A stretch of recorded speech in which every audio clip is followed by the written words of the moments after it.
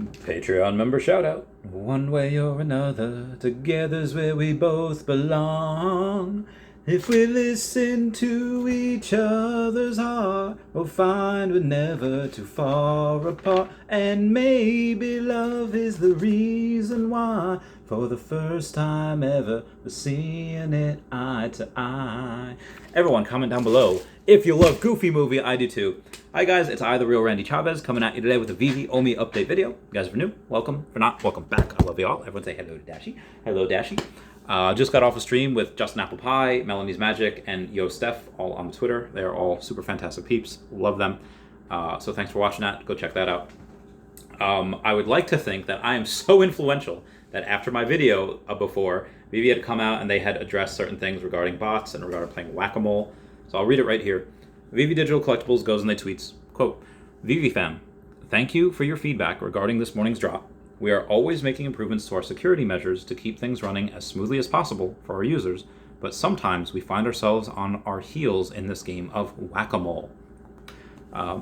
Moving on, they say, while we look forward to when measures like overall KYC and the drop waitlist can make our drops more fair and accessible, we fully understand that seeing sell walls immediately at market open is frustrating and ultimately disheartening for the community. Please know that we are taking immediate steps with our security partners to understand where we are missing and how it can be improved ASAP. In the meantime, if you see obvious bot activity and have screenshots, please report it to the Get Help section and report a bot on their channel in Discord. And one last thing, they say illegitimate accounts get disabled daily as part of our ongoing efforts. Thank you for your ongoing patience and understanding while we work to improve this experience for everyone. Really like that. So let me break this down real quick. Let me break this down real quick and I'll get on to other stuff. I don't know how many companies, if it's one or if it's multiple, that they pay for this, but I'm pretty sure they pay at least one, if not multiple companies to try to get these guys literally every day. They just said, whack-a-mole, as in every single drop, every single time they see something, oh, hey, this one new account, it got 2 of them on this drop where not everybody got 1, and they went and they had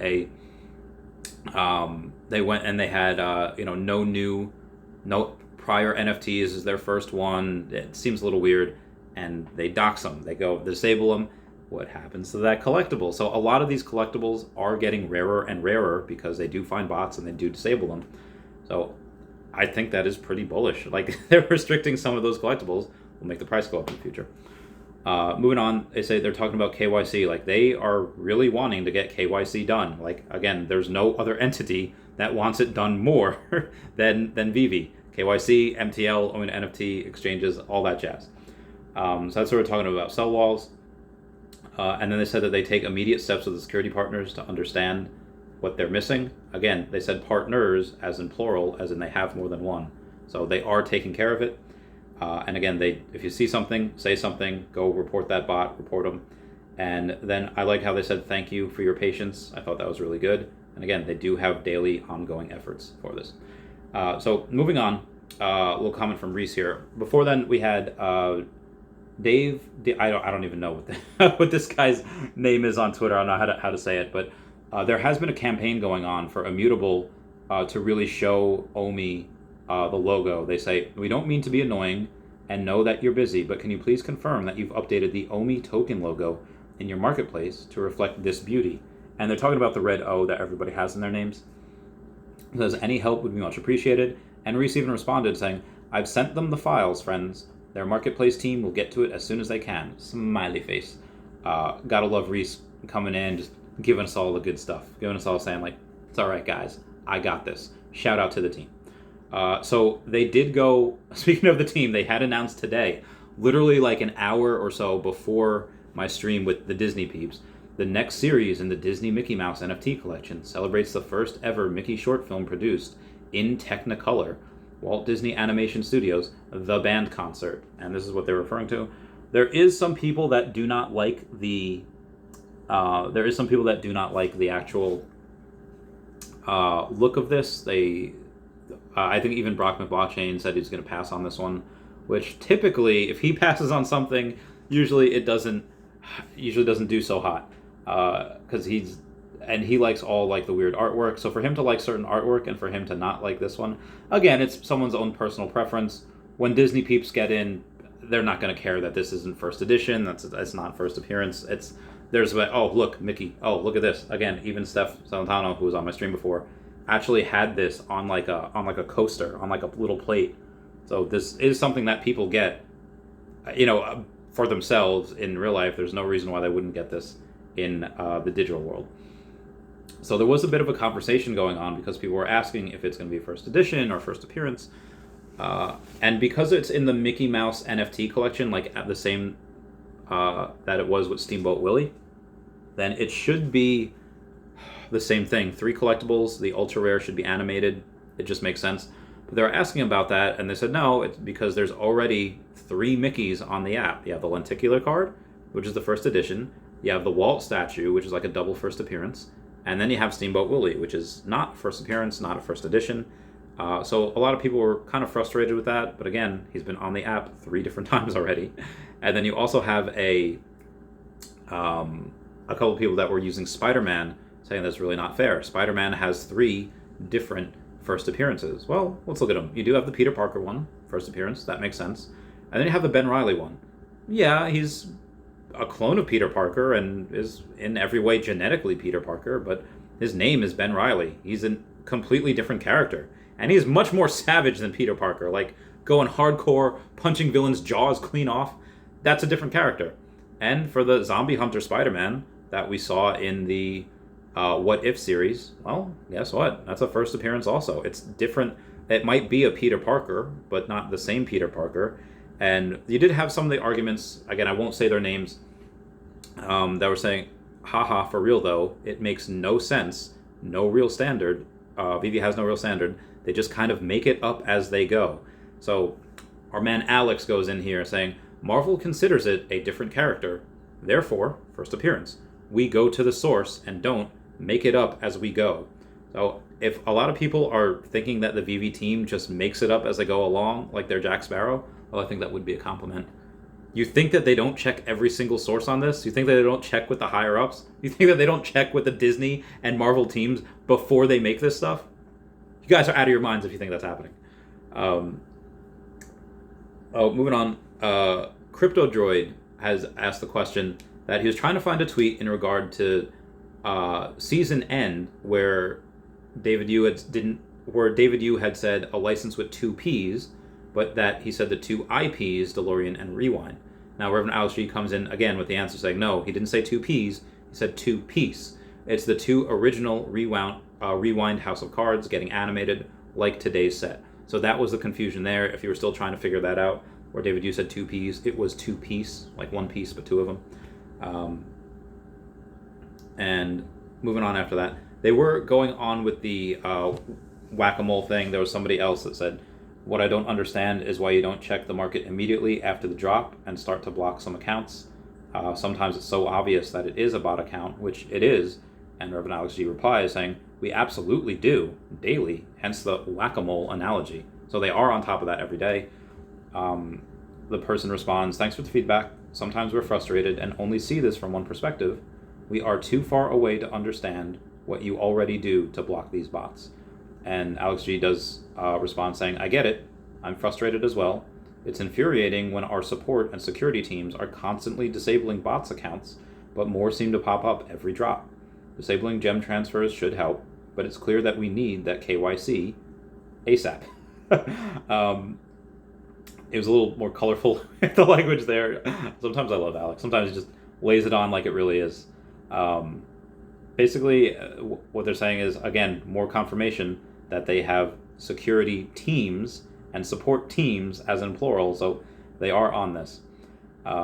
There's a bunch of things that I want updated with the app as well. I want a marketplace that has a sold section. What did this sell for? Was this that was a certain price? Did it sell or was it just taken off the app? You want that data. You want that right there at your fingertips.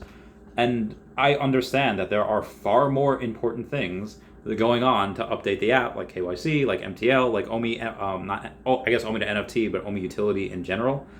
But some people are not as patient. Somebody's saying, what about just being able to edit a sale in the market? why do we still have to cancel the entire thing just to go all the way back for the collectible to adjust the price? Crazy annoying. So what they are saying is that when you have something on the sale, for sale in the marketplace, you can't just edit the price or like, oh, this is $1,200. I want to edit to $1,500 because the floor is rising so quickly. You can't do that. You have to delist it, go back to your thing, and then relist it. It takes an extra 20 to 30 seconds, give or take. So our very own Puddin' Cheeks does answer this. He says there's a very specific reason for that, because we used to have it, and people would edit while somebody was buying, and when they are in FOMO mode, they don't read the final printout of what they are paying. So even though something says 5 gems when you go to buy, and then at checkout it says 300 gems because someone edited it, they press OK, suddenly 300 gems are taken out of their account, and they get a little salty, they complain, whatever. So that's why they did take it out. The person does respond saying, seems lazy. Lots of platforms let you adjust price on things while still being listed. Lord knows there's plenty of error messages they can deploy if that were to happen.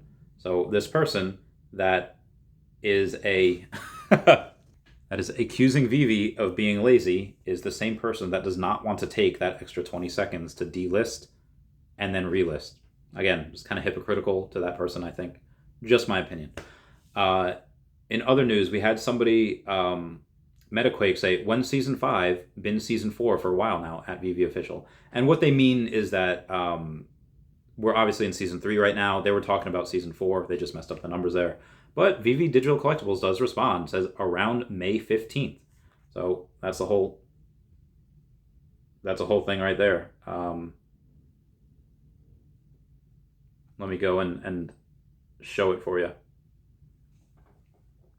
So if you go and you look at that and say, okay, May 15th is going to be the new one. I did think it would be in April, but I guess that's what we're going to get. Now, I think one of the last drops that we might get, again, this is just or one of the newer drops that we might get, and this is just how should I put this? Speculative theory, is that May 15th is a Sunday. That next Wednesday, that Obi-Wan series premieres. So maybe we could get a Star Wars premiere at that time. I don't know. We might get one on May 4th. May the 4th be with you. Revenge of the 5th. Return of the 6th. Or Revenge of the... Return of the 6th. Revenge of the 6th. That type of deal. We might get something that just because it would fit. Be advised, in that month, I also do have a bet with Mr. Pags. We bet 20,000 Omi. He thinks that Pokemon will be announced by that time. I don't think it will be announced by that time.